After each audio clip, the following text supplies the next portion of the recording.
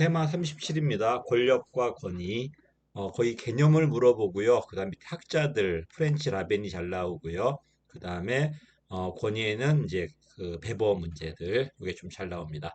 자, 권력은 제가 여러분에게 영향을 미칠 수 있는 능력이에요. 여러분의 의지와 관계없이. 그지? 그리고 잠재 능력이고 이게 실제 행사되었을 때 우리가 뭐라 그래? 영향력이라고 그러는데요. 그래서 권력은 제가 여러분의 의지와 관계없이 여러분의 행동에 영향을 미칠 수 있는 잠재 능력. 이런 권력 중에서도 정당하다고 인정된 권력이 있어요. 수용되는 거죠. 이게 바로 권위라고 그래요.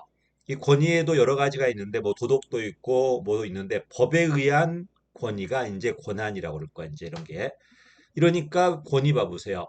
자발적이다, 공감성이 있다, 상대방이 있다. 그래야지 이제 자발적으로 따를 거니까 리더십의 성공 요건이 이렇게 나오죠. 권력과 권위 개념 구별하시고 권력이 잠재 능력이라면 영향력은 실제 행사되고 있는 것이다. 자, 이런 권력엔 세 가지가 있다. 또 엣지온이 나왔죠. 강제, 공리, 규범. 강제는 물리적 힘이야. 명확합니다.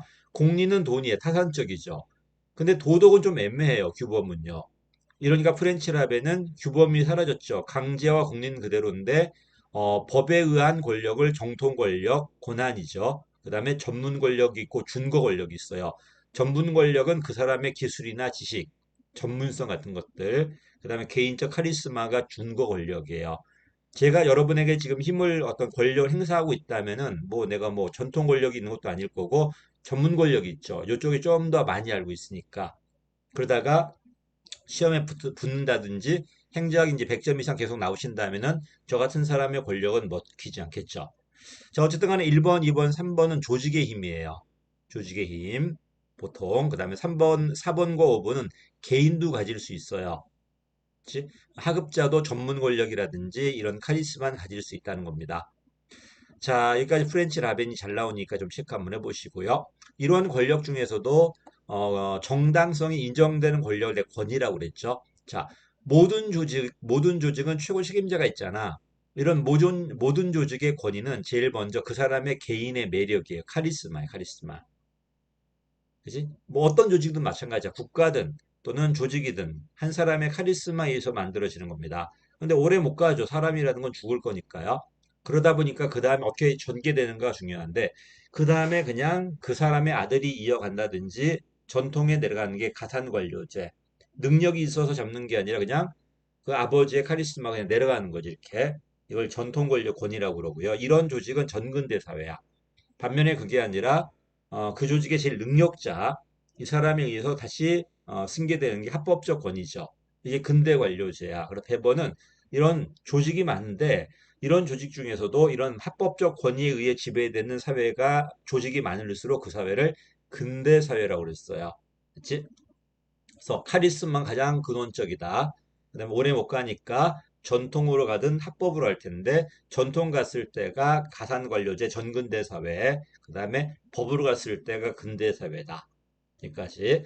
사이몬 봐보십시오. 사이몬은 권위인데 보다시피 제재도 있더라고요. 좀 이게 좀 특이합니다. 신동제정 써놨는데 신뢰는 그 사람의 능력이야. 동일한 일체감이에요.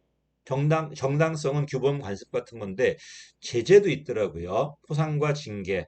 근데 권위는 자발적으로 따르는 건데 제재도 자발적으로 따른다고 할 수가 있을지는 모르겠는데 어쨌든 사이먼이 한 말이니까 체크 한번 해보시고요. 그 다음에 한 번 나오고 만 건데 옛날에 권위의 수용이 있어요. 어떤 사람이 어떤 말을 했을 때 예를 들어서 이순신 장군이 13척의 배를 들고 12척인가요? 12척의 배를 들고 300척과 싸운다고 그래요. 그럼 부하들은 어때? 이게 맞으니까 따를까? 아니면 그 사람이 말하니까 따를까요? 이게 이제 수용권이에요. 반하들은 무관심권이라고 그랬어. 그냥 그 사람이 이렇게 말하니까 아무런 이의 제기 없이 받아들인다. 반하드의 무관심권. 사이먼은 잘잘못을 알고 따르면 수용한 게 아니에요.